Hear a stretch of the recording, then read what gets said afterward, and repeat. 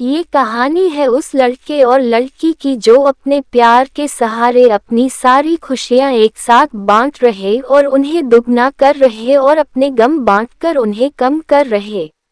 इस कहानी में अनिरुद्ध नाम का लड़का है और प्रिया नाम की एक लड़की है। अनिरुद्ध बड़ा ही सीधा साधा लड़का है। अनिरुद्ध के लिए उसका परिवार ही सब कुछ है। अनिरुद्ध अपने परिवार के लिए कुछ भी कर सकता है, इसलिए वह दिन रात मेहनत करता है और दिन रात मन लगाकर पढ़ाई करता है, साथ ही साथ कुछ काम करता है जिससे कुछ पैसे कमा सके। अनिरुद्ध दिन रात इसलिए मेहनत करता है ताकि वह पढ़ लिख कर कुछ कर सके, बड़ा आदमी बन सके और अपने परिवार का नाम रोशन करे। अनिरुद्ध की यही ख्वाहिश थी कि अपने माँ बाप को वह खुशी दे सके जिसके वह हकदार है। अनिरुद्ध इंजीनियरिंग करता है, साथ ही साथ वह पार्ट टाइम जॉब भी करता है। अनिरुद्ध चाहता है कि वह बहुत बड़ा आदमी बने, उसे अपने करियर में सक्सेस मिले, ताकि आगे चलकर उससे उसके परिवार को किसी भी तरह की मुसीबत का सामना न करना पड़े। अनिरुद्ध रोज की तरह अपने ऑफिस जा रहा रहता है। वहां आज उसके ऑफिस में एक प्रिया नाम की लड़की ने न्यू ज्वाइनिंग की होती है। प्रिया को देखते ही अनिरुद्ध को उससे प्यार हो जाता है, पहली नजर वाला प्यार। प्रिया भी अनिरुद्ध की तरह ही सीधी साधी लड़की होती है जिसके लिए उसका परिवार और उसका फ्यूचर ही सब कुछ है। वह अपने माँ बाप का हाथ बटाने के लिए पढ़ाई के साथ साथ पार्ट टाइम जॉब भी करती है। प्रिया लेकिन अनिरुद्ध से थोड़ी सी अलग है। अनिरुद्ध अपने माँ बाप के कहने पर चलता है, जैसा वह कहते हैं वह वैसे ही करता है। लेकिन प्रिया अपने सपनों को जीना चाहती है, वह अपने सपने पूरे करना चाहती है। उसका जो दिल चाहता है वह वही करती है। उसने कभी दुनिया की फिक्र नहीं की, लेकिन उसके परिवार की पुरानी सोच उसके सपनों के आड़े आ गई, इसलिए प्रिया अपने सपने अब तक जी नहीं पा रही थी। पर उसके मन में अभी आशा जगी हुई थी, उसका भगवान में भी काफी विश्वास था। उसे यकीन था कि एक न एक दिन उसके सपने जरूर पूरे होंगे। जब अनिरुद्ध और प्रिया की पहली मुलाकात हुई, अनिरुद्ध उसे अपना दिल दे बैठा।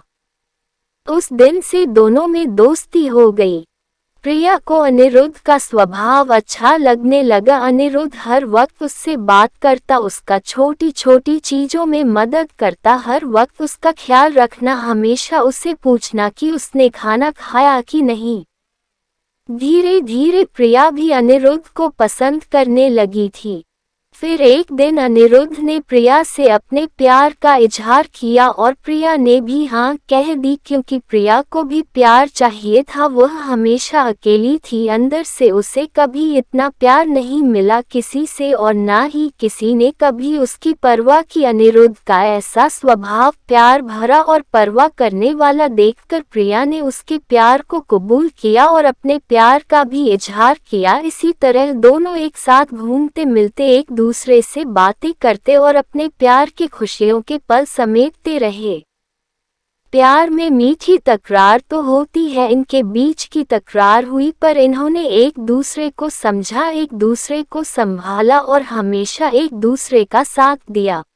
अनिरुद्ध और प्रिया दोनों एक साथ कॉलेज जाते हैं, एक साथ काम पर जाते, जहां जाते हैं हमेशा एक दूसरे के साथ रहते। इसी तरह खट्टी मीठी यादों के साथ दोनों ने एक साथ 4 साल गुजारे। साथ ही साथ प्रिया इंजीनियर बन गया, जिसकी काफी अच्छी नौकरी है, और प्रिया भी एक राइटर बन गई। साथ ही साथ वह अच्छा गाना भी गाती है। अनिरुद्ध ने उसका सपना भी पूरा करने में मदद की, गाना गाने का और अपनी आवाज को लोगों तक पहुंचाने का। इतना समय साथ गुजारने के बाद दोनों के बीच में प्यार बहुत गहरा हो गया। दोनों एक दूसरे के बिना अब जी नहीं सकते थे। दोनों एक दूसरे के दिल की धड़कन बन चुके थे। दोनों ने सोचा कि वह अब अपने अपने परिवार वालों को उनके रिश्ते के बारे में बताएंगे।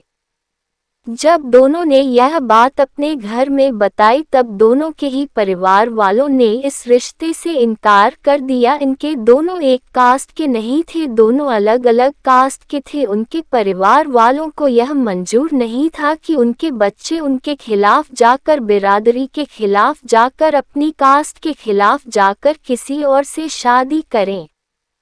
उन दोनों के परिवार वालों ने उनका मिलना, फोन पे बात करना सब बंद करा दिया।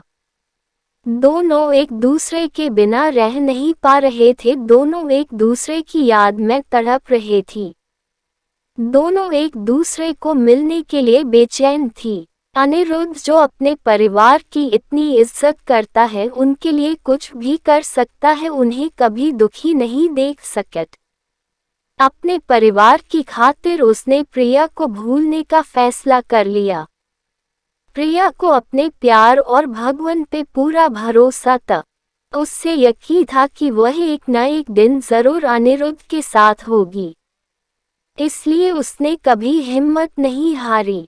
उसने बहुत कुछ किया अनिरुद्ध को पाने के लिए। रोज सुबह शाम वो भगवान से प्रार्थना करती, रोज अपने माँ बाप से कहती कि उसने कभी भी उनकी कोई बात नहीं टाली, किसी चीज के लिए उसने ना नहीं कहा, बस अपनी जिंदगी का फैसला वो खुद करना चाहती थी, क्योंकि वो जानती थी कि उसकी खुशी अनिरुद्ध के साथ है और कि सबके साथ नहीं।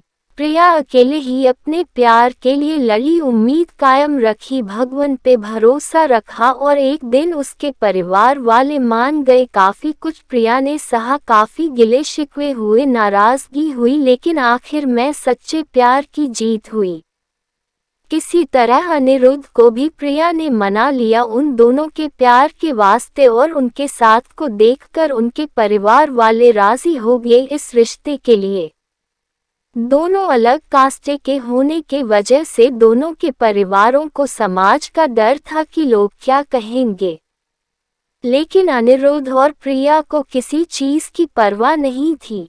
दोनों ये बात अब समझ चुके थे कि उनके प्यार के सामने कोई चीज बड़ी नहीं, वो अपने प्यार के सहारे कोई भी लड़ाई लड़ सकते हैं और जीत सकते हैं।